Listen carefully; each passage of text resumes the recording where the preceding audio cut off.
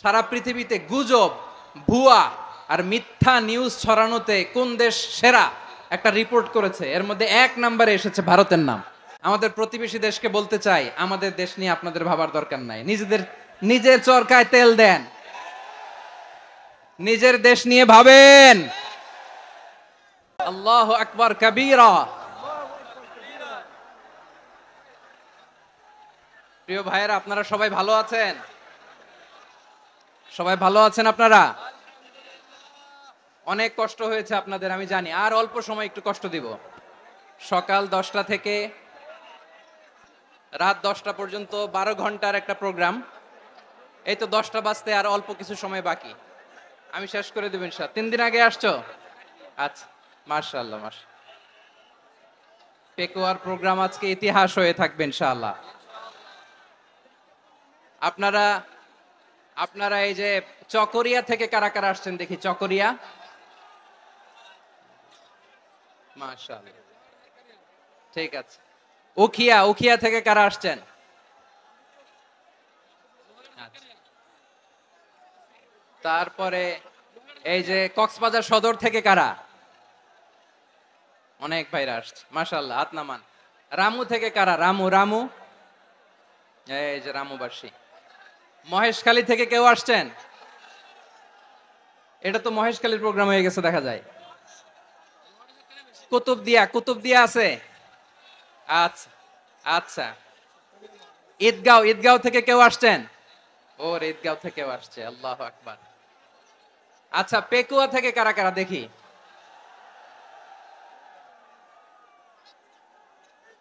মাশাআল্লাহ মাশাআল্লাহ মাশাআল্লাহ। আচ্ছা, সাতকানিয়া লোহাগড়ার কে?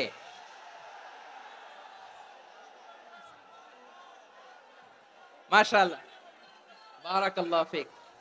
তো তোমাদের সাথে ভালোবাসা বিনিময় করতে করতেই তো আমার সময় চলে যাবে। হ্যাঁ,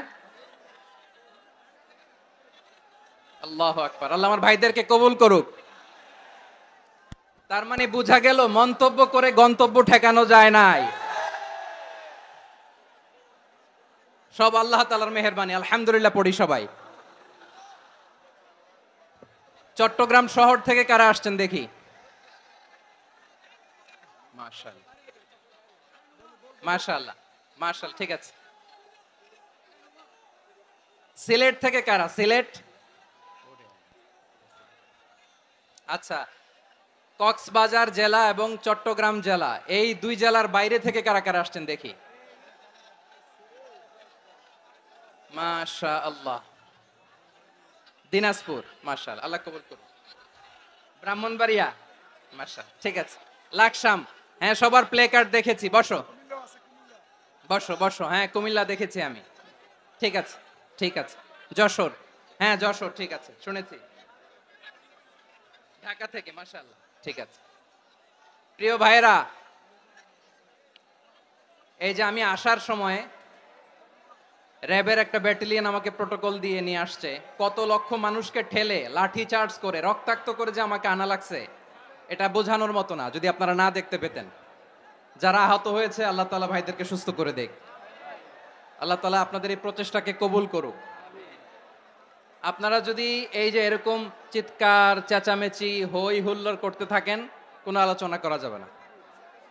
আমি মেহেরবানি করে এই যে 2 হাত একসাথে করে করজোড় করে আপনাদের কাছে অনুরোধ করছি, আপনারা বসুন, শান্ত হয়ে বসুন। আপনারা শান্ত হন মেহেরবানি করে। আর এই যে ঢিল ছোড়াছুরি করবেন না, পানি ছোড়াছুরি, ঢিল ছোড়াছুরি না। যারা বসতে পারেন নাই, দাঁড়িয়ে থাকেন। আজকে আমরা সবাই দায়িত্বশীল, আজকে সবাই দায়িত্বশীল। এই যে ইউটিউবার ভাই, এই যে এলইডি ভাই, বসে যান, ঠিক আছে, থ্যাংক ইউ, বসে যান। শ্রোতাদের সাথে কোনো কথা বলা যাবে না, আমার সাথে কথা, বসে যান।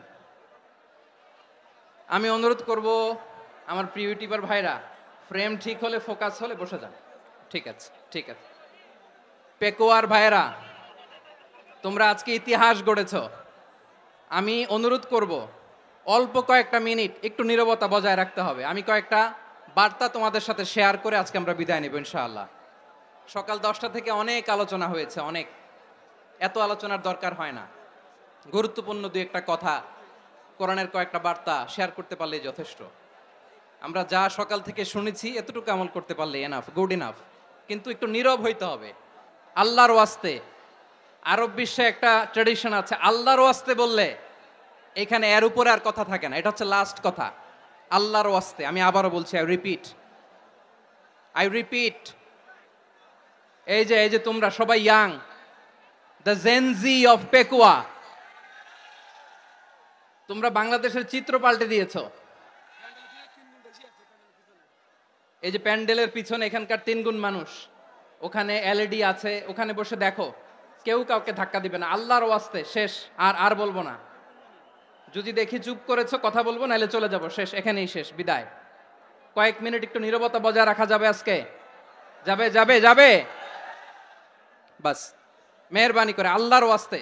আল্লাহর ওয়াস্তের পরে কোনো কথা নাই, আল্লাহর ওয়াস্তে। পেকুয়ার ভাইরা, আল্লাহর ওয়াস্তে একটু চুপ করো, আল্লাহর ওয়াস্তে, আর বলবো না, আল্লাহর ওয়াস্তে। ধাক্কাধাক্কি হবে না, আল্লাহর ওয়াস্তে চুপ করো।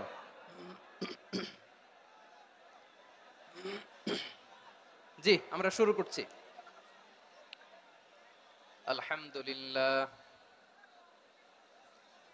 আলহামদুলিল্লাহ নাহমাদুহু ওয়া নাস্তাঈনুহু ওয়া নাস্তাগফিরুহু ওয়া নু'মিনু বিহি ওয়া নাতাওয়াক্কালু আলাইহি ওয়া নাউযু বিল্লাহি মিন শুরুরি আনফুসিনা ومن سيئات أعمالنا من يهده الله فلا مضل له ومن يضلل فلا هادي له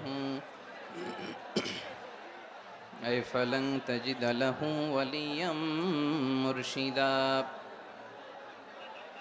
ونشهد أن لا إله إلا الله وحده لا شريك له والذي لا ضد له ولا ند له لا مثل له ولا مثيل له لا وزير له ولا كفيل له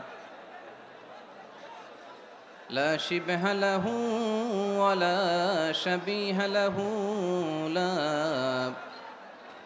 ولد له ولا والد له وهو الواحد الفرد الصمد لم يلد ولم يولد ولم يكن له كفوا أحد ونشهد أن سيدنا ونبينا وحبيبنا وبشيرنا ونذيرنا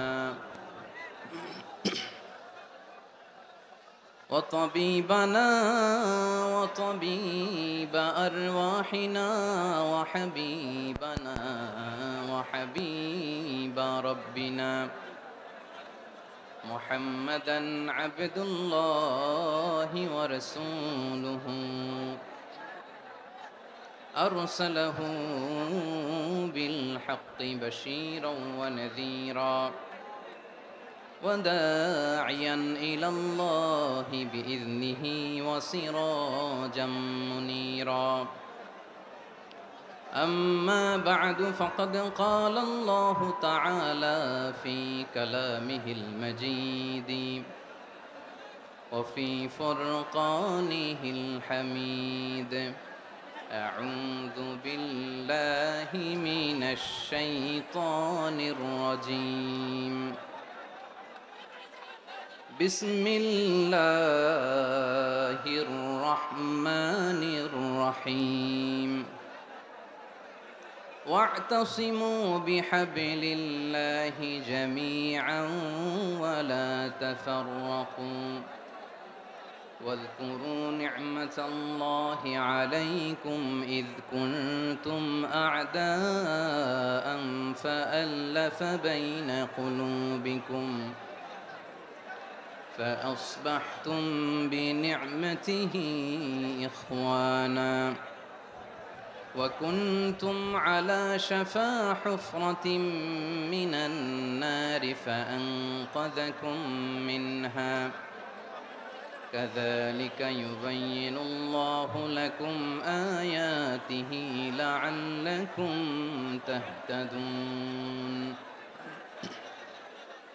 إن الله وملائكته يصلون على النبي يا أيها الذين آمنوا صلوا عليه وسلموا تسليما اللهم صل على محمد وعلى آل محمد كما صليت على إبراهيم وعلى آل إبراهيم إنك حميد مجيد اللهم بارك على محمد وعلى آل محمد كما باركت على إبراهيم وعلى آل إبراهيم إنك حميد مجيد সকল প্রশংসার মালিক কে? সকল ক্ষমতার উৎস কে? কেউ যেটা পারে না পারে কে? সে আল্লাহর দরবারে আমরা শুকরগুজার হচ্ছি, পড়ে নিচ্ছি কালিমাতুশ শুকর আলহামদুলিল্লাহ। সবাই গলা খুলে আওয়াজ করে পড়ুন, রব্বানা লাকাল হামদ হামদান কাসীরান তাইয়্যিবান মুবারাকান ফীহি ইয়া রাব্বি লাকাল হামদু কামা ইয়ানবাগি লিজালালি ওয়াজহিকা ওয়া আযীমি সুলতানিকা লাকাল হামদু বিল ঈমান লাকাল হামদু বিল ইসলাম লাকাল হামদু বিল কুরআন। মরহুম মাওলানা শহীদুল্লাহ স্মৃতি সংসদ ও পেকুয়া সমাজ উন্নয়ন পরিষদের যৌথ উদ্যোগে আয়োজিত আজকের এই অষ্টম তাফসীরুল কোরআন মাহফিলের সম্মানিত সভাপতি, প্রধান অতিথি, বিশেষ অতিথি, মঞ্চে উপবিষ্ট মেহমানবৃন্দ এবং দেশ বরেণ্য প্রথিতযশা ওলামায়ে কেরাম যারা সকাল 10টা থেকে আজকের এই বিশাল তাফসীরুল কোরআনের ময়দানে আলোচনা করেছেন, আমি সবার প্রতি কৃতজ্ঞতা, অভিনন্দন, মোবারকবাদ জানিয়ে শুরু করছি। আল্লাহ রাব্বুল ইজ্জত জালালের দরবারে শুকরিয়া জ্ঞাপনের পাশাপাশি আমি আপনাদের শুকরিয়া জানাই যারা কক্সবাজারের বিভিন্ন থানা থেকে, চট্টগ্রামের বিভিন্ন থানা থেকে এবং বাংলাদেশের বিভিন্ন জেলা থেকে আজকের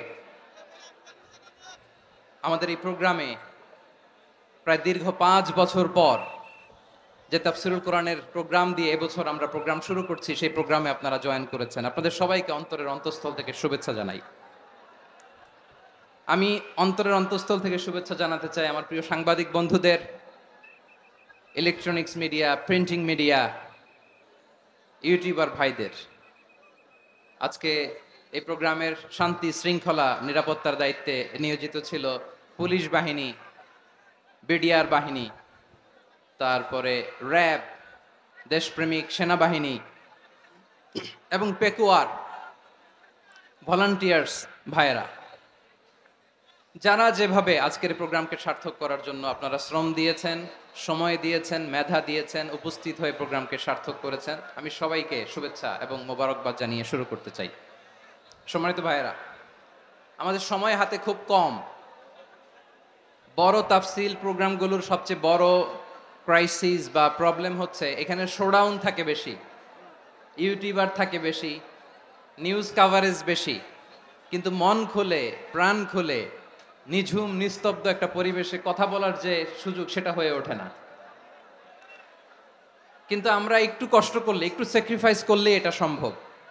আমি শুরুতে হাত জোর করে আল্লাহর ওয়াস্তে আপনাদেরকে চুপ থাকতে বলেছি। কোনো ভলান্টিয়ার্স আপনাকে বলবে না, একজন আরেকজনকে বলবে না, একে অন্যকে বলার দরকার নাই, থামো, সরো, জায়গা নাই, কিছু বলার দরকার নাই। শুধু চুপ থাকতে হবে মেহেরবানি করে কয়েকটা মিনিট। আল্লাহর ওয়াস্তে যদি মেহেরবানি করে চুপ থাকতে পারেন, কয়েকটা কথা শেয়ার করবো ইনশাআল্লাহ। এইদিকে চুপ হয়ে গেছে মাশাআল্লাহ, এই দিকটাতেও আল্লাহর ওয়াস্তে ধাক্কা ধাক্কি জায়গা না হলে পেছনে চলে যাও।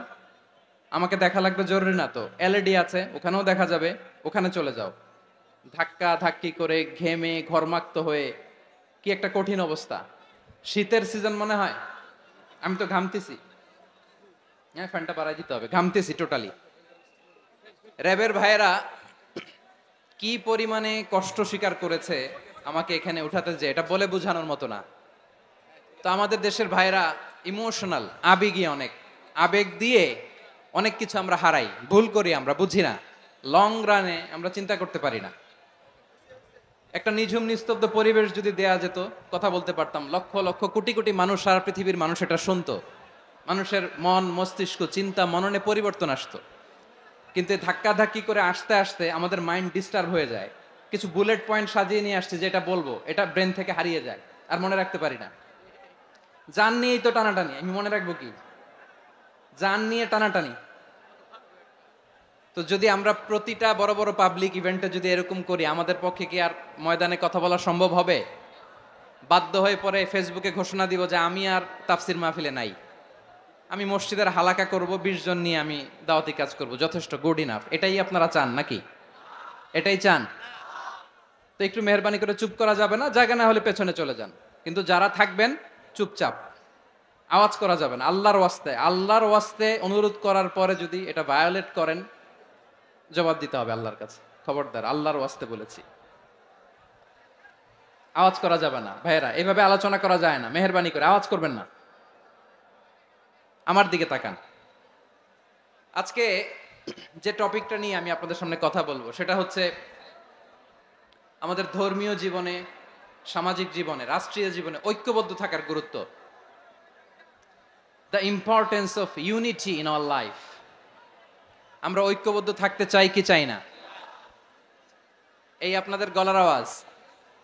আমরা ঐক্যবদ্ধ জীবন যাপন করতে চাই কি চাই না? চাই। ঐক্যের কোনো বিকল্প নাই। গত 50 বছর তো দেখেছি এ ডিসইউনিটি, অনৈক্য, বিভেদ, বিচ্ছিন্নতা আমাদেরকে কোথায় নিয়ে গিয়েছে।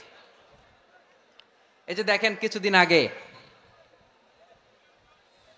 আমাদের বর্তমান নেতা ডক্টর ইউনূস, উনি সব রাজনৈতিক নেতৃবৃন্দদেরকে ডেকেছেন একটা ইস্যুকে কেন্দ্র করে। তার মানে গোটা বাংলাদেশ এক হয়ে গিয়েছে। আমরা সবাই উদ্বেলিত হয়েছে, উচ্ছ্বসিত হয়েছে, ঠিক কিনা বলেন? রাজনৈতিক নেতাদেরকে ডেকেছেন উনি, আমরা এক হয়েছি। এরপরে ধর্মীয় অঙ্গনের যে লিডাররা, বিভিন্ন ধর্মের, শুধু মুসলিম না, সবাইকে ডেকেছেন, আমরা ঐক্যবদ্ধ হয়েছি। এটাকে বলে ন্যাশনাল ইউনিটি, জাতীয় ঐক্য। যে কোনো ধরনের কনস্পাইরেসি, ষড়যন্ত্র, আধিপত্যবাদ মোকাবেলায় জাতীয় ঐক্যের চেয়ে মোক্ষম হাতিয়ার আর নাই। আমাদের একটা প্রতিবেশী দেশ আছে, আমরা আমাদের দেশ নিয়ে যত ভাবি, তারা তার চেয়ে বেশি ভাবে। কথা বুঝতেছেন না? আরো ভেঙে বলতে হবে। আমরা আমাদের দেশ নিয়ে যত উদ্বিগ্ন, এদের আরো টেনশন বেশি। বলেন, আমাদের দেশে শান্তি আছে না নাই? আমরা হিন্দু মুসলিমে কখনো দাঙ্গা লাগে? আসতে বলেন, কেন লাগে? ওদের পূজা পার্বণে আমাদের মাদ্রাসার ছেলেরা যে পাহারা দেয়, চিল্লায় বলেন ঠিক কিনা? আমাদের তাফসির মাহফিলের সময় ওরা ডিস্টার্ব করেন, ঢোল বাজায় না। ওদের পূজা পার্বণের সময় আমাদের তাফসির মাহফিলের ডেট হলে আমরা চেঞ্জ করে দেই। সুবহানাল্লাহ, কি সাম্প্রদায়িক সম্প্রীতির রোল মডেল। আর ওই বাংলাদেশের ব্যাপারে তারা অনেক ডিসইনফরমেশন ছড়াচ্ছিল।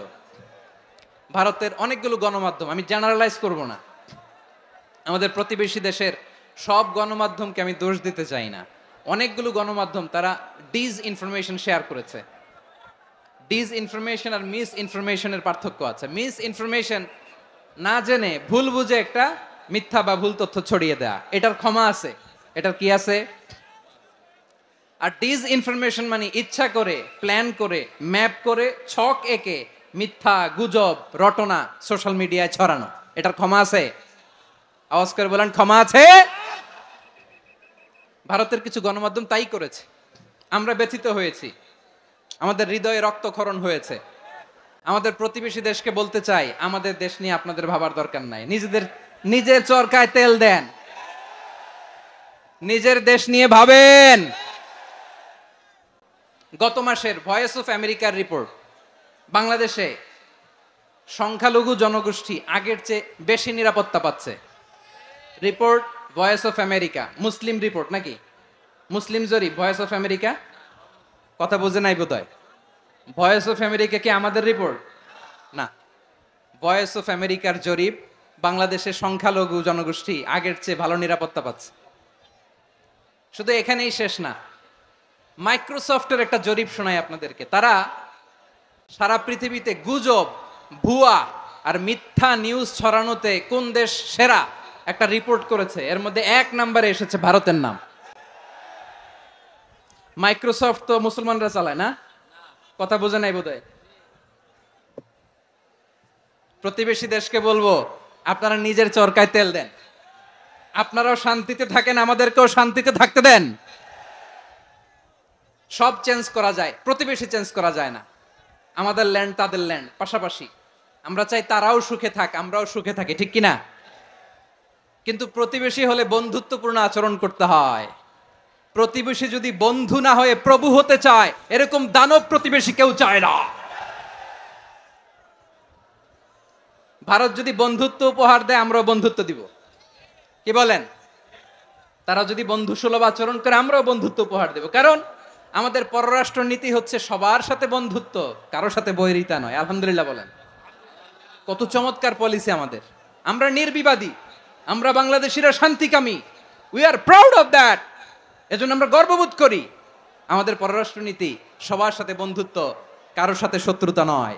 তাই প্রতিবেশী দেশকে বলবো, আমার ভাইয়েরা, আপনারাও আমাদের ভাই, বন্ধুত্ব দিলে বন্ধুত্ব পাবেন। বন্ধুত্ব ইজ ওয়েলকাম, দাদাগিরি নয়। বন্ধুত্ব ওয়েলকাম, দাদাগিরি নয়, লাউড এন্ড ক্লিয়ার। ভারত যদি বন্ধুত্ব দেখায়, বন্ধুত্ব পাবে। কিন্তু ভারত যদি বাংলাদেশে আধিপত্যবাদ বিস্তার করতে চায়, বাংলাদেশের 18 কোটি জনগণ সেটা রুখে দেবে। ভারত যদি গৌর গোবিন্দের ভূমিকায় নামতে চায়, দেশের 18 কোটি মুসলমান শাহজালালের ভূমিকায় নামবে।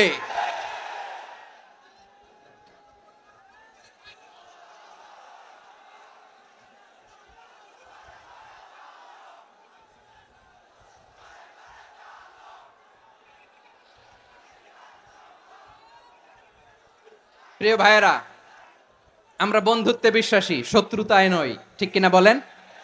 আল্লাহ আমাদেরকে বোঝার তৌফিক দান করুক। তাহলে এই যে তারা বলেছে এদেশে সংখ্যালঘুরা কষ্টে আছে, দুঃখে আছে, এটা কি ঠিক? বলেন, এটা কি ঠিক? না, তারা ডিস ইনফরমেশন শেয়ার করেছে, এটা ঠিক নয়। আমার প্রতিবেশী বন্ধু রাষ্ট্রকে বলবো, আপনারা এটা করবেন না, এটা করবেন না। আমরা শান্তিতে আছি, আপনারাও শান্তিতে থাকেন, আমাদেরকেও শান্তিতে থাকতে দেন।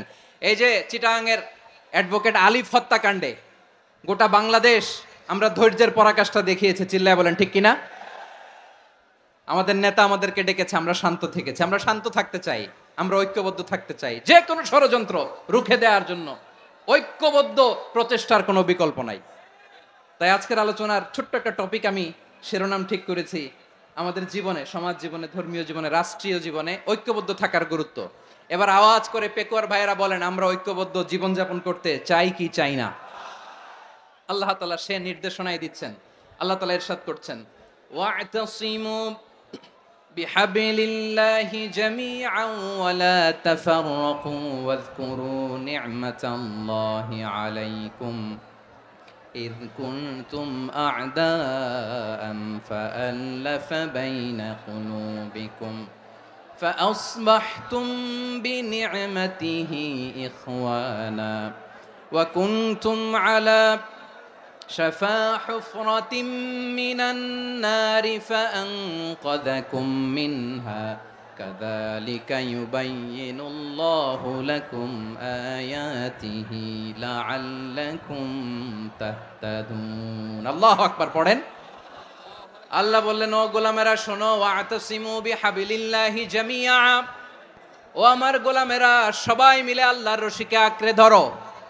আল্লাহর রশি হলো ইসলাম, আল্লাহর রশি হলো কোরআন। আল্লাহ বললেন, কোরআনকে আঁকড়ে ধরো, ইসলামকে আঁকড়ে ধরো। একা একা আঁকড়ে ধরলে চলবে না, জামিয়া, সবাই মিলে আঁকড়ে ধরো। এই আদেশটা আমাদের জন্য দান করেছেন কে? আল্লাহ তাআলার নির্দেশ, ওয়া'তাসিমু বিহাবলিল্লাহি জামিআ,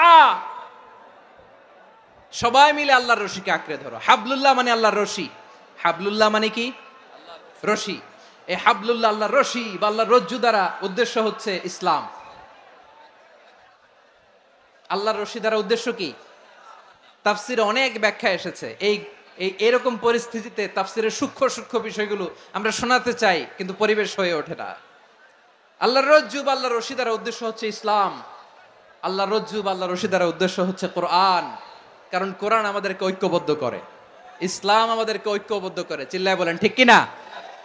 এজন্য আল্লাহ বললেন, তোমরা আমার রশিকে আঁকড়ে ধরো, বিচ্ছিন্ন হয়ে না। আমার দেয়া নেয়ামতগুলো স্মরণ করো।